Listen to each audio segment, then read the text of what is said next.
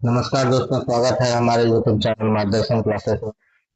दोस्तों, आज हम लोग देखेंगे वर्ग 10 का अध्याय 7 का नियंत्रण एवं समन्वय। ये एनसीईआरटी सीरीज है। प्रत्येक प्रतियोगिता परीक्षाओं में एनसीईआरटी से क्वेश्चन रहता है। आइए इसी सीरीज में हम लोग देखेंगे वर्ग 10 का नियंत्रण एवं समन्वय के चैप्टर का वन लाइनर एवं व्याख्या।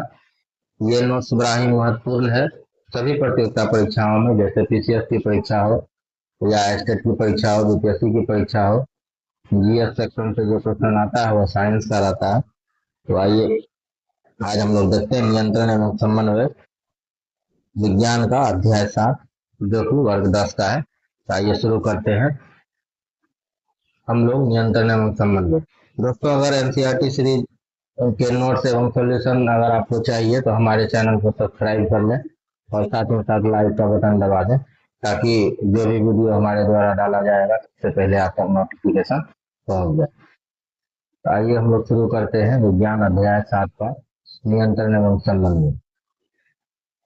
तो इसमें सबसे पहले है सभी सजीव अपने पर्यावरण में हो रहे परिवर्तनों के अनुरूप अनुक्रिया करते हैं। अनुक्रिया का मतलब क्या है कि जिस तरह का परिवर्तन पर्यावरण में होता है उसी के अनुरूप जो है, जो सजीव है, जो जीव जंतु है, वे अपना काम करते हैं या अपना क्रिया करते हैं। पर्यावरण में हो रहे ये परिवर्तन जिसके अनुरूप सजीव अनुक्रिया करते हैं, उद्दीपन कहलाता है, जो कि प्रकाश, ऊष्मा, ठंडा, ध्वनि, सुगंध, स्पर्श आदि है।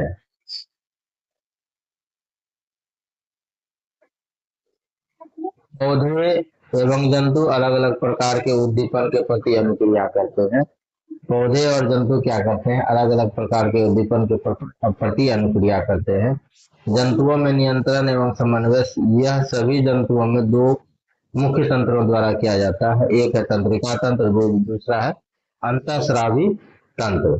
तंत्रिका तंत्र को देखते हैं। नियंत्रण एवं समन्वय तंत्रिका एवं पेशीय ऊतक द्वारा प्रदान किया जाता है। तंत्रिका तंत्र तंत्रिका कोशिकाओं या न्यूरॉन के एक संगठित जाल का बना होता है और यह सूचनाओं को विद्युत आवेग के द्वारा शरीर के एक भाग से दूसरे भाग तक ले जाता है। अब इसमें है ग्राही। ग्राही क्या है? ग्राही तंत्रिका कोशिका के विशिष्टीकृत सिरे होते हैं जो वातावरण से सूचनाओं का पता लगाते हैं। ये ग्राही हमारे ज्ञानेंद्रियों में स्थित होते हैं। तो हमारा जो ज्ञानेंद्रिय है, ये हमारा 5 ज्ञानेंद्रिय है। कान, आंख, नाक, त्वचा, ये सब हमारा क्या है? ज्ञानेंद्रिय। तो इसमें सबसे पहले हम लोग देखते हैं कान को। कान से हम लोग क्या करते हैं? सुनते हैं और शरीर का संतुलन बनाए रखते हैं। आंख प्रकाशग्राही है और आंख से देखने का काम हम लोग करते हैं। त्वचा तापग्राही है, त्वचा से हम लोग ठंड और गर्मी का महसूस करते हैं और स्पर्श करते हैं। आइए आगे देखते हैं नाक। नाक जो हमारा ज्ञानेंद्रिय है, नाक से घ्राण ग्राही है, यानी हम लोग सुगंध लेते हैं, गंध का पता लगाते हैं। और जीभ जो है रस संवेदी ग्राही है और स्वाद का पता लगाना किससे हम लोग काम करते हैं? वो जीभ से करते हैं। तो इस प्रकार हमारी 5 ज्ञानेंद्रियां हैं। पहला है कान, दूसरा है आंख, पहला है कान, दूसरा है आंख, तीसरा त्वचा और चौथा है हमारा नाक और पांचवा है जीभ। तो ये हमारी 5 ज्ञानेंद्रियां हैं। आइए तंत्रिका कोशिका या न्यूरॉन की संरचनात्मक संरचना को देखते हैं। तंत्रिका कोशिका को हम लोग क्या कहते हैं? न्यूरॉन भी कहते हैं। यह तंत्रिका तंत्र का रचनात्मक एवं क्रियात्मक इकाई है। तंत्रिका कोशिका क्या है? तंत्रिका तंत्र का रचनात्मक एवं क्रियात्मक इकाई है और ये न्यूरॉन का चित्र है। इसमें हो जाता अंतिम सिरा, ये तंत्रिका है, ये तंत्रिक कक्ष है, कोशिका काय है, द्रुमिका है और इसमें एक केंद्रक होता है। ये भी तो न्यूरॉन, तंत्रिका कोशिका न्यूरॉन के भाग। आइए हम लोग इसके भाग पर ध्यान केंद्रित करते हैं। पहला है द्रुमिका। कोशिका काय के से निकलने वाली धागे जैसी संरचना। जो सूचना प्राप्त करे, द्रुमिका क्या करती है, सूचना प्राप्त करती है। कोशिका का प्राप्त की गई सूचना विद्युत आवेग के रूप में चलाती है। तंत्रिकाक्ष यानी एक्सॉन यह सूचना के विद्युत आवेग को कोशिका काय से दूसरी न्यूरॉन की द्रुमिका तक पहुंचाता है। दूसरा है अंतर्ग्रथन सिनेप्स, यह तंत्रिका के अंतिम सिरे एवं अगली तंत्रिका कोशिका के द्रुमिका से के मध्य भाग का रिक्त स्थान है। यहाँ विद्युत आवेग को रासायनिक संकेत में बदलता है, जिससे यह आगे संचारित हो जाता है।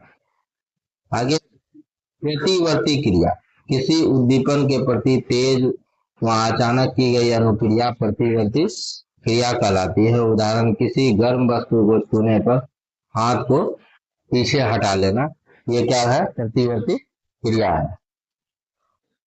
उसके बाद है प्रतिवर्ती चाप। प्रतिवर्ती क्रिया के दौरान विद्युत आवेग जिस पथ पर चलते हैं उसे प्रतिवर्ती चाप कहते हैं। आइए देखते हैं उद्दीपन यानी ऊष्मा। ग्राही अंग क्या है, त्वचा। त्वचा क्या करता है, ये ग्राही अंग महसूस करता है। मेरुरज्जु जो कि कार्यकर पेशी अंग है, और अनुक्रिया हाथ पीछे हटा लेता है। अब है अनुक्रिया तीन प्रकार की होती है। अनुक्रिया कितने प्रकार की होती है, तीन प्रकार की होती है। पहला है ऐच्छिक, दूसरा अनैच्छिक और तीसरा है प्रतिवर्ती क्रिया। ऐच्छिक में अग्र मस्तिष्क द्वारा नियंत्रित की जाती है। जो हमारा ऐच्छिक अनुक्रिया है वह अग्र मस्तिष्क के द्वारा नियंत्रित किया जाता है, जैसे कि बोलना और लिखना। अनैच्छिक में यानी जिस पर हमारा कंट्रोल नहीं है वो अनैच्छिक क्रिया है। जैसे क्या, मध्य, इसे जो है मध्य एवं पश्च मस्तिष्क द्वारा नियंत्रित किया जाता है, जैसे श्वसन, दिल का धड़कना, ये अनैच्छिक क्रिया है। प्रतिवर्ती क्रिया है मेरुरज्जु द्वारा नियंत्रित किया जाता है। जैसे गर्म वस्तु छूने पर हाथ को हम लोग पीछे हटा लेते हैं, तो ये क्या प्रतिवर्ती क्रिया है, और ये मेरुरज्जु के द्वारा नियंत्रित किया जाता है। प्रतिवर्ती क्रिया की आवश्यकता क्यों पड़ती है, कुछ परिस्थितियों में, जैसे गर्म वस्तु छूने पर, पहनी वस्तु चुभने पर आदि हमें तुरंत क्रिया करनी होती है, वरना हमारे शरीर को क्षति पहुंच सकती है। यह अनुक्रिया मस्तिष्क के स्थान पर मेरुरज्जु से उत्पन्न होती है, जो जल्दी होती है। आगे देखते हैं मानव तंत्रिका तंत्र क्या है। इसके दो भाग है, केंद्रीय केंद्रीय तंत्रिका तंत्र CNS और दूसरा परिधीय तंत्रिका तंत्र PNS। अब CNS का भी दो भाग है, एक मस्तिष्क है और दूसरा मेरुरज्जु है। PNS का दो भाग है, कपाल तंत्रिका है और दूसरा मेरु तंत्रिका है। कपाल तंत्रिका क्या है, मस्तिष्क से निकलती है। मेरु तंत्रिका क्या है, मेरुरज्जु से निकलती है। मानव मस्तिष्क के बारे में हम लोग देखते हैं। मानव मस्तिष्क सभी क्रियाओं के समन्वय का केंद्र। मानव का जो मस्तिष्क है वे सभी क्रियाओं को नियंत्रित करती है, और इसके तीन भाग होते हैं। पहला अग्र मस्तिष्क, दूसरा पश्च मस्तिष्क, सॉरी, पहला अग्र मस्तिष्क, दूसरा मध्य मस्तिष्क और तीसरा पश्च मस्तिष्क है। अग्र मस्तिष्क का भाग देख लेते हैं हम लोग। अग्र मस्तिष्क यह मस्तिष्क का सबसे जटिल एवं विशिष्ट भाग है। यह प्रमस्तिष्क, यह क्या है, प्रमस्तिष्क है। और इसका कार्य क्या है, इसका पहला कार्य एक मस्तिष्क का मुख्य सोचने वाला भाग है ये। दूसरा है ऐच्छिक कार्यों को नियंत्रित करता है। तीसरा सूचनाओं को याद रखना। चौथा है शरीर के विभिन्न हिस्सों से सूचनाओं को एकत्रित करना एवं उनका समायोजन करना। पांचवा भूख से संबंधित केंद्र है। आइए मध्य मस्तिष्क पर। मध्य मस्तिष्क अनैच्छिक क्रियाओं को नियंत्रित करता है, जैसे पुतली के आकार में परिवर्तन, सिर, गर्दन आदि की प्रतिवर्ती क्रिया है। उसके बाद है पश्च मस्तिष्क, इसके तीन भाग है। पश्च मस्तिष्क के कितने भाग है, तीन भाग है। पहला अनुमस्तिष्क, दूसरा मेंडुला,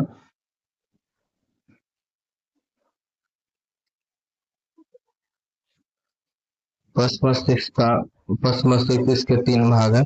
पहला अनुमस्तिष्क शरीर की संस्थिति तथा संतुलन बनाना, ये किसका भाग है, ऐच्छिक क्रियाओं का ऐच्छिक क्रियाओं की परिशुद्धि, उदाहरण पेन उठाना। आइए मेंडुला को देखते हैं। अनैच्छिक कार्यों का नियंत्रण जैसे रक्तचाप, वमन आदि जो है मेंडुला के द्वारा होता है। फोन अनैच्छिक क्रियाओं जैसे श्वसन का नियंत्रण करना, ये फोन्स का काम है। ये हमारा मस्तिष्क है, ये हमारा होगा प्रमस्तिष्क, ये कपाल, और ये मध्य मस्तिष्क है, ये मेरुरज्जु, ये फोन्स, मेंडुला, अनुमस्तिष्क, हाइपोथैलेमस, पीयूष ग्रंथि और पश्च मस्तिष्क, और ये को मिलाकर हम लोग करते हैं अग्र मस्तिष्क। आइए आगे देखते हैं। मस्तिष्क एवं मेरुरज्जु की सुरक्षा। पहला है मस्तिष्क। मस्तिष्क एक हड्डियों के बॉक्स में अवस्थित होता है। बॉक्स के अंदर तरल पूरित गुब्बारे में मस्तिष्क होता है जो प्रधान अवशोषक का कार्य करता है। दूसरा है मेरुरज्जु। मेरुरज्जु की सुरक्षा कशेरुक, दंड या रीढ़ की हड्डी करती है। आगे देखते हैं तंत्रिका एवं पेशी ऊतक के बीच समन्वय। ये ज्ञानेंद्रिय है। संवेदी तंत्रिका, केंद्रीय तंत्रिका तंत्र सूचना प्राप्त व संसाधित करना, निर्णय करना, अनुक्रिया उत्पन्न करना, प्रेरक। यह उद्दीपन है। पेशी संकुचन, पेशी ऊतक। विद्युत संकेत या तंत्रिका तंत्र की सीमा है। विद्युत संवेग केवल उन कोशिकाओं तक पहुंच सकता है जो तंत्रिका तंत्र से जुड़ी है। दूसरा, एक बार विद्युत आवेग उत्पन्न करने के बाद कोशिका नया आवेग उत्पन्न करने से पहले अपनी कार्यविधि सुचारू करने के लिए समय लेती है, अतः कोशिका लगातार आवेग उत्पन्न नहीं कर सकती। तीसरा, पौधों में कोई तंत्रिका तंत्र नहीं होता। पौधों में क्या होता है? कोई भी तंत्रिका तंत्र नहीं होता है। रासायनिक संरचना, रासायनिक संचरण। विद्युत संचरण की सीमाओं को दूर करने के लिए रासायनिक संचरण का उपयोग शुरू हुआ है। पौधे में समन्वय, पौधों में गति, वृद्धि का गति पर निर्भर न होना, वृद्धि पर निर्भर गति। उद्दीपन के लिए तत्काल अनुक्रिया, वृद्धि पर निर्भर न होना। दूसरा है पौधे विद्युत रासायनिक साधन का उपयोग कर सूचनाओं को एक कोशिका से दूसरी कोशिका तक पहुंचाते हैं। तीसरा, कोशिका अपने अंदर उपस्थित पानी की मात्रा को परिवर्तित कर गति उत्पन्न करती है, जिससे कोशिका फूल या सिकुड़ जाती है। उदाहरण, छूने पर छुई हुई पौधे की पत्तियों का सिकुड़ना।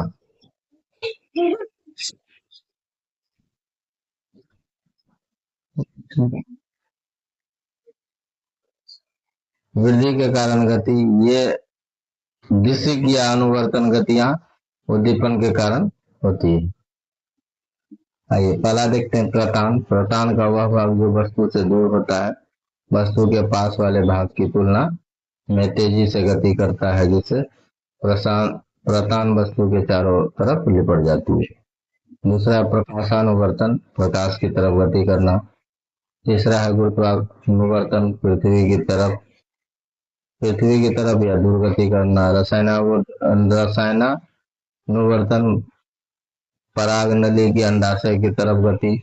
तीसरा है जलानुवर्तन, पानी की तरफ जड़ों की गति। पादप हार्मोन, ये वो रसायन है जो पौधों की वृद्धि, विकास, अनुक्रिया पर समन्वय करते हैं। पादप में हार्मोन होता है और वो रसायन क्या करता है? पौधे की वृद्धि, विकास व पौधे जो अनुक्रिया करते हैं उसका समन्वय करता है, यानी संचालन करता है। आइए पादप हार्मोन के बारे में हम लोग देखते हैं। पादप में मुख्य ऑक्सिन, जिबरेलिन, साइटोकाइनिन, एस्बेसिक एसिड, हम ये होते हैं। ये चारों क्या है? पादप हार्मोन है। तो ऑक्सिन का कार्य शाखाओं के अग्रभाग, ऑक्सिन जो है शाखाओं के अग्रभाग पर बनता है, कोशिका की लंबाई में वृद्धि करता है, प्रकाशानुवर्तन में सहायक होता है। ये ऑक्सिन का कार्य है। जिबरेलिन जो है तने की वृद्धि में सहायक होता है। साइटोकाइनिन कोशिका विभाजन तीव्र करता है। फल व बीज में अधिक मात्रा में पाया जाता है। एब्सिसिक अम्ल वृद्धि संदमन करता है। पत्तियों का मुरझाना, और तनाव हार्मोन, ये जो है एब्सेसिक अम्ल का कार्य। जंतुओं में भी हार्मोन होते हैं, जिस तरह पादप में हार्मोन होते हैं उस तरह जंतु में भी हार्मोन होते हैं। हार्मोन ये वे रसायन है जो जंतुओं की क्रियाओं, विकास एवं वृद्धि का समन्वय करता है। अंतःस्रावी ग्रंथि के द्वारा ये हार्मोन का स्रावन होता है। ये वे ग्रंथि हैं जो अपना उत्पाद रक्त में स्रावित करती है, जो हार्मोन कहलाते हैं। तो जीव जंतुओं में 5 तरह के हार्मोन होते हैं। पहला थायरोक्सिन, दूसरा वृद्धि हार्मोन, तीसरा एड्रीनिलिन, चौथा इंसुलिन और पांचवा लिंग हार्मोन। लिंग हार्मोन में हो जाएगा नर में टेस्टोस्टेरोन और मादा में एस्ट्रोजन। तो थायरोक्सिन जो है आउटो ग्रंथि के द्वारा होता है स्रावन। स्थान कहाँ है? गर्दन के पास है। और कार्य क्या है? कार्बोहाइड्रेट, प्रोटीन व वसा का उपचयन, उपापचय कर दे। वृद्धि हार्मोन पीयूष ग्रंथि द्वारा स्रावित होती है और ये मस्तिष्क में होता है। तो वृद्धि व विकास का नियंत्रण करता है। एड्रेनलिन अधिवृक्क है, यानी किडनी से स्रावित होता है और वृक्क ऊपर होता है। ये बीपी, हृदय की धड़कन आदि का नियंत्रण आपातकाल में करता है। इंसुलिन जो है अग्नाशय से स्रावित होता है, ये उदर के नीचे होता है। रक्त में शर्करा की मात्रा का नियंत्रण होता है। लिंग हार्मोन वृषण से होता है नर में। और एस्ट्रोजन जो है अंडाशय से होता है। पेट का निचला हिस्सा है, यौनारंभ से संबंधित परिवर्तन है, लैंगिक परिवर्तन। हाँ, ये आयोडीन युक्त नमक आवश्यक है। क्यों आवश्यक है इसको देखते हैं। हम लोग जो भोजन करते हैं उसमें नमक का उपयोग करते हैं, तो नमक हमारा जो है आयोडीन युक्त होना चाहिए। और ये क्यों आवश्यक है इसको देखते हैं। आउटो ग्रंथि यानी थायराइड ग्रंथि को थायरोक्सिन हार्मोन बनाने के लिए आयोडीन की आवश्यकता है। तो थायराइड ग्रंथि जो है थायरोक्सिन हार्मोन का स्रावन करती है और इसके लिए उसको क्या है? आयोडीन की आवश्यकता होती है। थायरोक्सिन कार्बोहाइड्रेट, वसा तथा प्रोटीन के उपापचय का नियंत्रण करता है, जिससे शरीर की संतुलन शरीर को संतुलित वृद्धि हो सके। अतः आउटो ग्रंथि के सही रूप से कार्य करने के लिए आयोडीन की आवश्यकता होती है। आयोडीन की कमी से गला फूल जाता है, जिसे ग्वाइटर बीमारी कहते हैं या झींगा बीमारी कहते हैं। मधुमेह के बारे में देखते हैं। मधुमेह को हम लोग डायबिटीज भी कहते हैं। यह बीमारी रक्त में शर्करा के स्तर का बढ़ जाने से होता है। कारण क्या है? अग्नाशय ग्रंथि द्वारा स्रावित इंसुलिन हार्मोन की कमी के कारण होता है। इंसुलिन रक्त में शर्करा के स्तर को नियंत्रित करता है। निदान और उपचार है इंसुलिन हार्मोन का इंजेक्शन लेना। आगे देखते हैं पुनः भरण क्रिया विधि। पुनः भरण क्रिया विधि हार्मोन का अधिक या कम मात्रा में स्रावित होना हमारे शरीर पर हानिकारक प्रभाव डालता है। पुनः भरण क्रिया विधि यह सुनिश्चित करती है हार्मोन सही मात्रा में तथा सही समय पर स्रावित हो। उदाहरण के लिए रक्त में शर्करा के नियंत्रण की विधि। आगे है रक्त में शर्करा की क्या विधि है? रक्त में शर्करा की मात्रा का बढ़ना, अग्नाशय द्वारा संकुचित करना, इंसुलिन का स्राव होना, रक्त शर्करा की मात्रा का घटना, अग्नाशय द्वारा इंसुलिन ना बनना।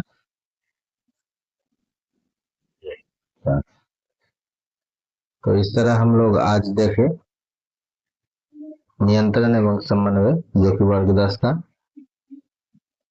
अध्याय 7 का विज्ञान का है। आज हम लोगों ने इस चैप्टर के मुख्य बिंदुओं को देखा। Thank for watching video. इस तरह का वीडियो देखने के लिए हमारे चैनल को सब्सक्राइब एवं लाइक कर दें, ताकि जो भी हमारा वीडियो हो वो सबसे पहले आप तक पहुंच सके। धन्यवाद फॉर वॉचिंग।